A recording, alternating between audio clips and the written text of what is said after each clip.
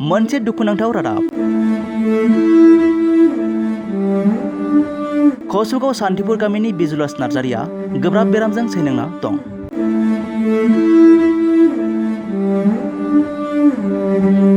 क'क्राझार जिल्लानि सिङाव थानाय सान्थिपुर गामिनि बिजुलास नार्जारिया गोबाव सम 6-7 बोसोरसो समनिफ्रायनो गावनि बेसेनगोसा जिउजों जुजिनानै गिजिदेरानि बिसनायाव गोग्लैसोना दं। सैनांनाय दुखुथिया सुबुङा गावनि आंगो अनसुलि बिसि आरो 2 गथ'फोरखौ लानानै संसार जालांनो जोबोद गोसो। नाथाय मा खालामनो गावदि गोग्लैसोनानै दं दुखुथिया सैनांनाय सुबुङा। नखरनि बिफाया खौराङाव फोरमायनाय बायदिब्ला गोबां रां खरसा खालामनानै बिटिसि ओनसोलनि देहा फाहामसालि लोगोसे सोनाब बेंगलनि देहा फाहामसालियाव फाहामथाय होसेयावबो गोग्गो देहा मोनफिननो हायाखै सैनांनाय बिजुलास नार्जारि बिथाङा। बेनिखायनो सुबुं अनफावरि रायजो राजाफोरजों लोगोसे सोलिफु सरखारनिफ्राय रांनि अनसुंथाइ मोननो हास्थायनानै मेगनाव मोदै बोहैनानै आरज गाबहोदों बेरामि बिजुलास नार्जारि आरो आंगोनि बिफाया।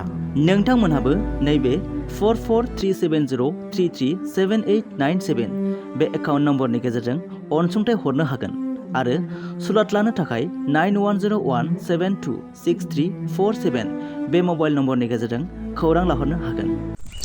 आंनि खौरांगिरिखौ लिंहरनायनि खारना बेनो, आंहा बे फिसाया जों फिसा आलदा आलदा गुबुन जालायनानै 5-6 बोसोरसो जानायनि उनाव नैबे गथ' गेजेरा बेबादि बेमाराव सैसोनानै दङ।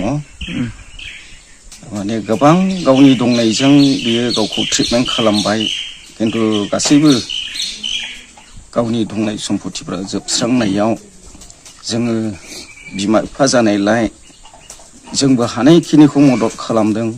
खिन्थु दासिमावबो जोङो बिनि हामनायनि रिजाल्टखौ मोननो हायाखै। बङाइगाव, क'क्राझार, कचबिहार, आलिपुर हाजार रजा बिजा नायबाय, थाखा फैसा जोबस्रांबाय। दा बिनि बिसयाव आङो नैबे फंबाय इउटुबारखौ लिंहरनानै आं रायजो राजानिसिम अनुरद खालामदों, सोरबाफोर अननानै थाइसे थाइनै अनसुंथाइ हरनो मा होननानै जोङो बिमा बिफा जानानै हानायखिनिखौ मदद खालामसेयावबो जोङो बे फिसानि मोजां देहाखौ मोननो हायाखै। दासिम जोंहाबो जेबो थाखा फैसा दिहुनफानानै होनो राहा गैले। बेनिखायनो आङो आंनि आंगो रायजो राजा बिमा बिफानिफ्राय थाइसे थाइनै अनसुंथाइ मोननो थाखाय आं खावलायदों रायजो राजानिसिम।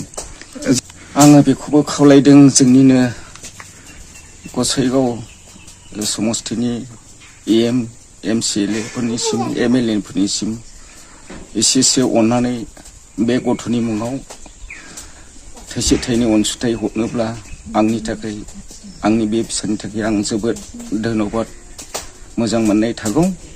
मानो होनब्ला बे बिसयखौ लानानैनो आङो दाखालिसो एरियानि चेयारमेनफोरजों खावलायहरलाय आङो अनसुंथाइ बिदों, खिन्थु दासिमबो आङो रिजाल्ट मोननो हायाखै।